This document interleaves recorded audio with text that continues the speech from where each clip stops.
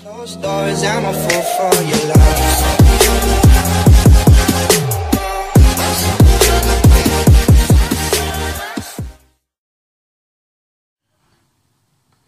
Hello guys! Kamusta? Welcome back to my channel. Ako nga pala si Giselle at ito, andito na naman tayo para sa panibagong video na gagawin natin at tayo ay magmumukbang. Meron tayo ditong dalawang rice. Meron tayo ditong itlog na maalat. Isang perasong itlog na maalat, isang perasong itlog na boiled egg. Tapos may sibuyas, kamatis, tapos nilagyan ko ng kalamansi, pampawala ng alat. Tsaka nilagyan ko siya ng konting suka, tapos sile. So, meron tayo ditong dalawang perasong tortang talong, tapos ginisang kangkong, tsaka talbos ng kamote. So, kumonti na siya kasi binawasan na ni Daddy kanina. So, kaya ayun. Favorite niya rin kasi yung mga ganitong ulam.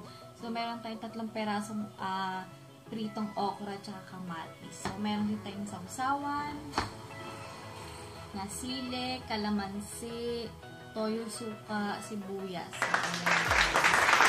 So, ayun. At tayo ay kumain na. So, guys, samahan niyo akong kumain. Tayo ay magkakamay lang ako ngayon kasi mas masarap magkamay kapag ganito yung mga ulam. So,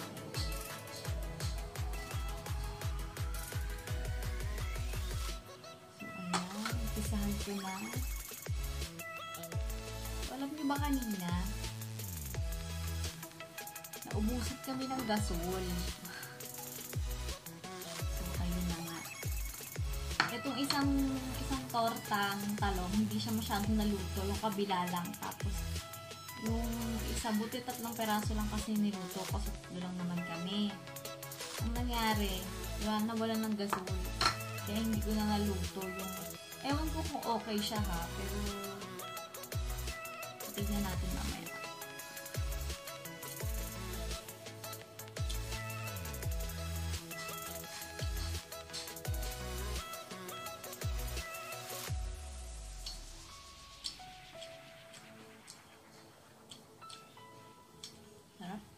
Alam nyo guys, favorite ko tong tortang talong. Kahit yan lang ang ulam, grabe napaparami ako ng kain.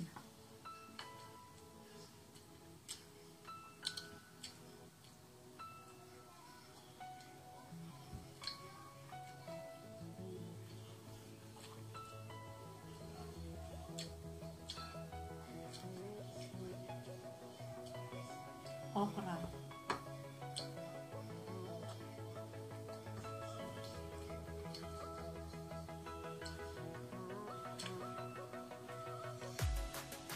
Ganito talaga mga ulam. Grabe, walang diet.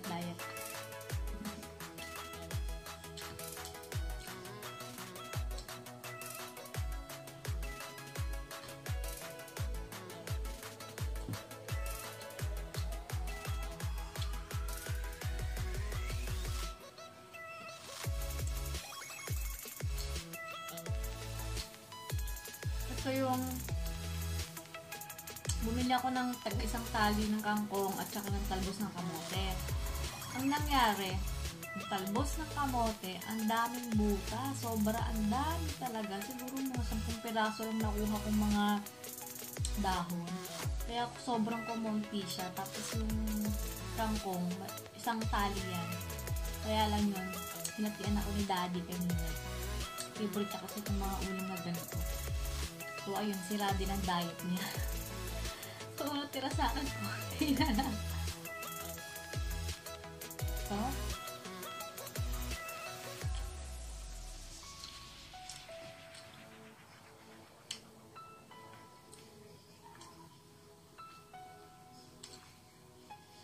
alam niyo guys, sa itlog ng maalat,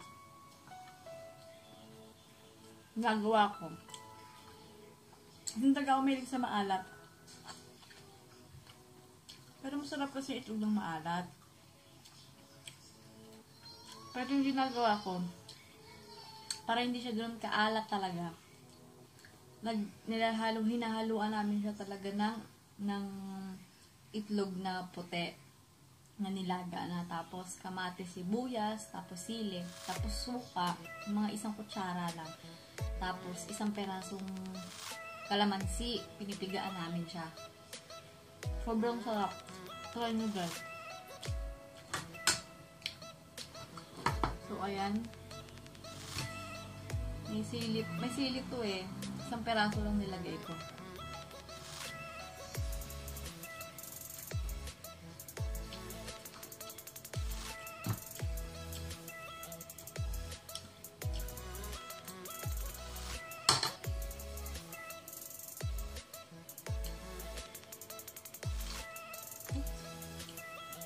Itong talong, isa to sa pinaka-paborito ko talaga ng lamin.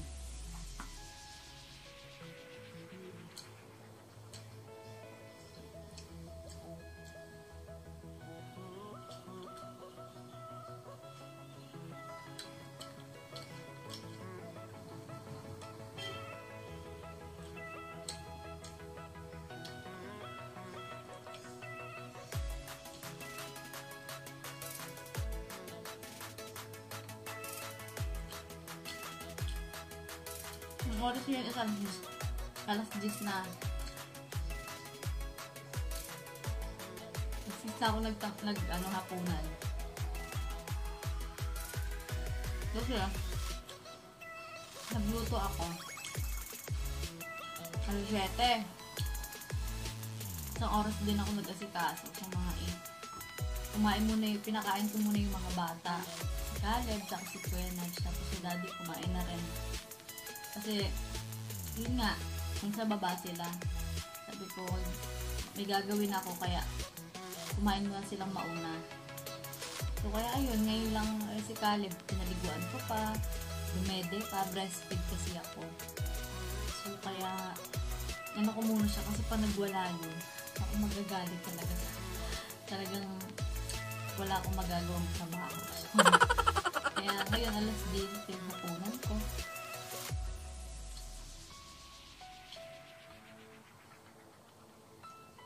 Kahit gutom na ako. Nitiis ko. Kasi kailangan ko unahin si baby. Kasi pag tinopak yun ako. Talaga.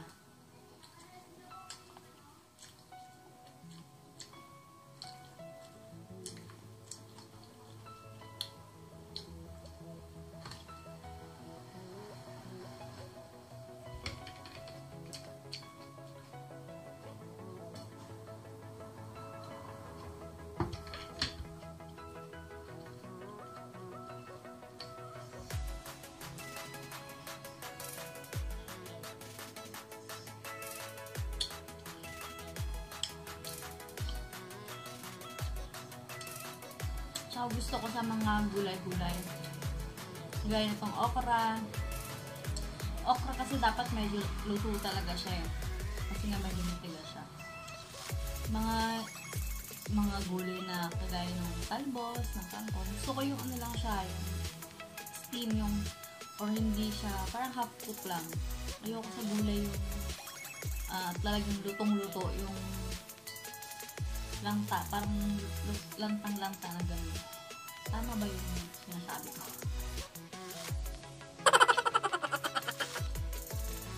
Gusto ko yung mga ano pa, half cook lang yun.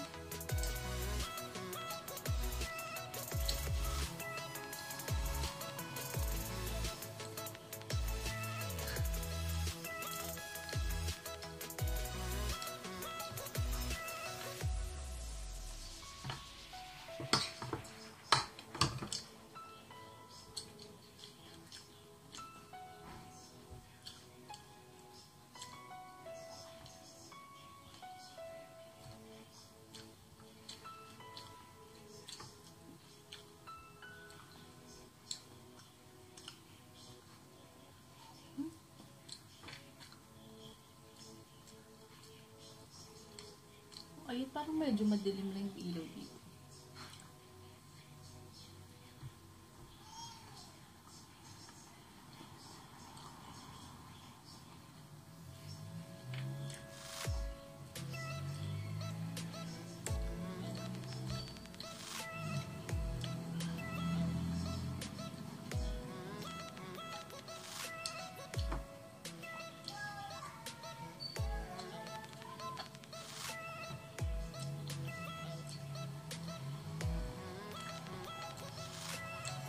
kamatis na hilaw.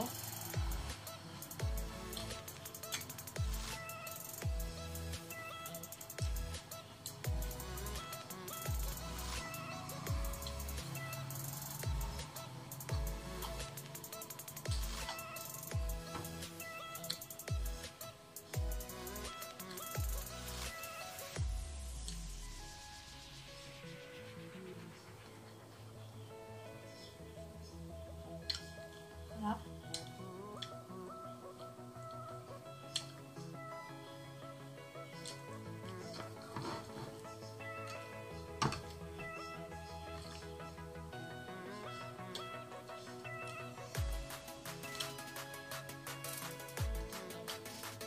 Ang sarap ng papaking lang.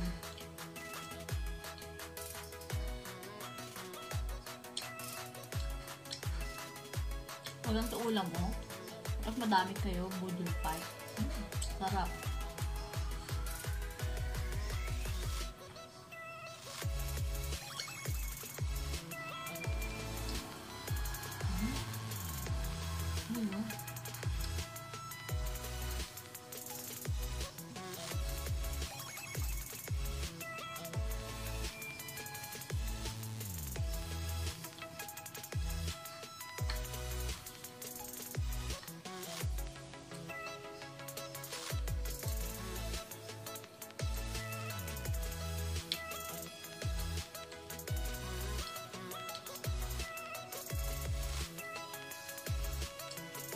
Sa talong guys,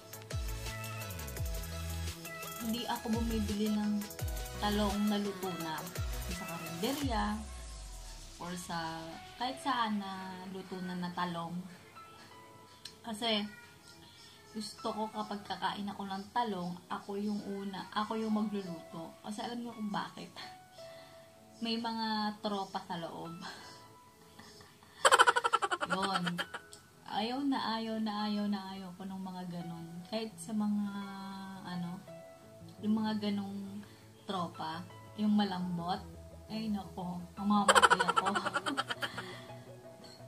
Hindi sila nandidiri ako, natatakot ako. Parang, ang lambot kasi nila eh. Alam mo yun? Kaya kapag gantong talong, hindi mo mapapakain sa karinderya, hindi mo mapapakain sa labas, sa kung saan, na hanggat hindi ako yung nagluluto ng talong. Kasi unang-unang kong chine-check talaga yung pinakaloob. Pag diba, naman na siya, pinakuluan or yung inihaw. Siyempre, babalatan mo na yun. Tapos, pipisain mo na kasi hahalo mo na yung itlog. So, chine-check ko talaga bawat higla. Talagang pinipino ko kapag malinis, so okay sa akin. Pero okay lang naman daw yung may mga ganon kasi nga, ibig sabihin nun, wala silang yung ini-spray sa mga pesticide. So, kaya, maganda daw yung may ganon. Pero, para sa akin, oo, okay lang naman. Kaya lang, basta check ko lang na kailangan kung meron man siyang ganon, okay lang, tinatanggal ko. Basta yung may iluluto ko siya na wala siyang kasamang tropa. Yun yung ibig ko sabihin. Yung may iaalis ko siya doon. So, ayun. Kasi, basta ayoko, hindi ko alam, natatakot ako, baka mamatay ako pag mamatay agad. So, ayun. Kaya talagang chine-check ko siya kapag kumakain ako ng ganito. Kahit ka minsan na iluluto ko na siya, minsan tinitignan ko pa rin eh, baka mamaya may hindi ako na, hindi ko siya na i-check ng maayos. Tapos may natira, may naiwan, alam mo yun? Hindi ko alam. Kanin pala. Natatakot lang ako.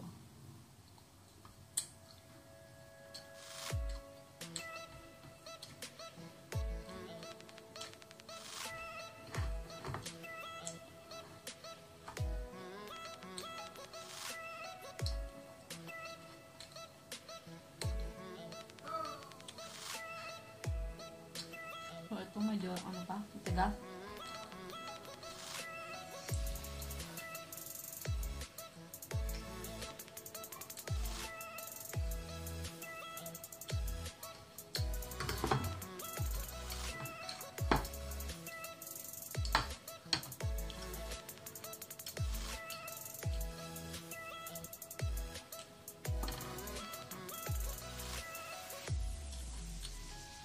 Sarap. Lalo na kung pang-almusal. Itlog, tuyo.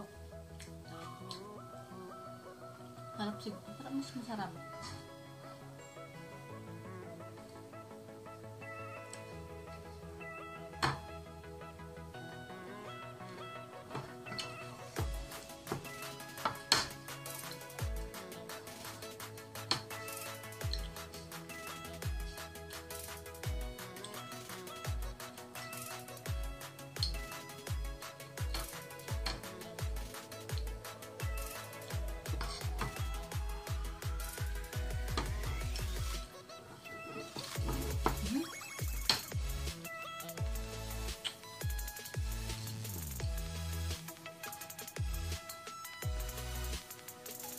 Ito yung ating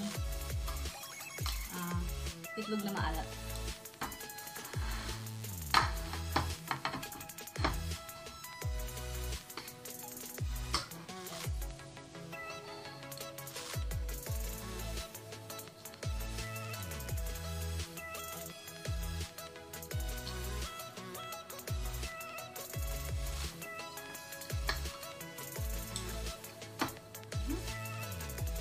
Sarap niya.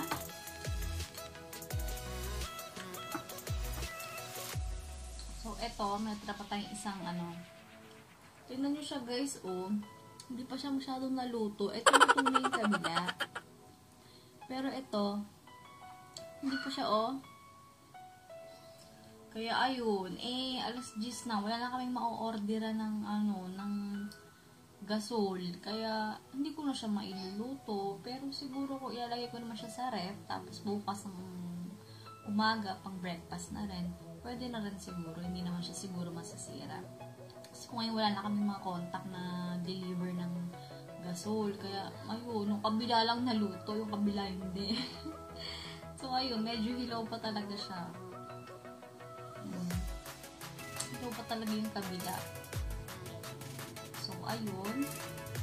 So, ayun guys. Ito na ang ating natirang itlog na maalat. Gusto ko siyang ubusin. Pero kasi masarap to i-partner itong dalawa. So, titira ko siya para kakainin ko mamaya. Or mamayang umaga. So, ayun. So, ayun guys. At tayo ay tapos na sa ating mukbang ng talong, ng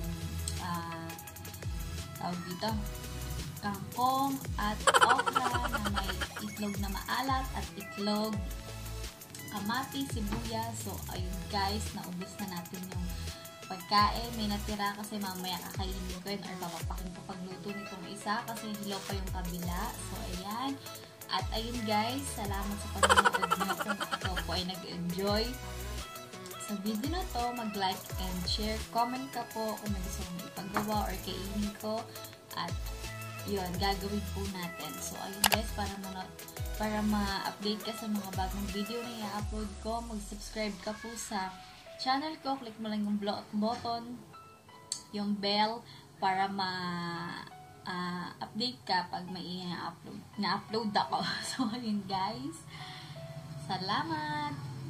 Good night and goodbye! Behind closed doors, I'm a fool for your love.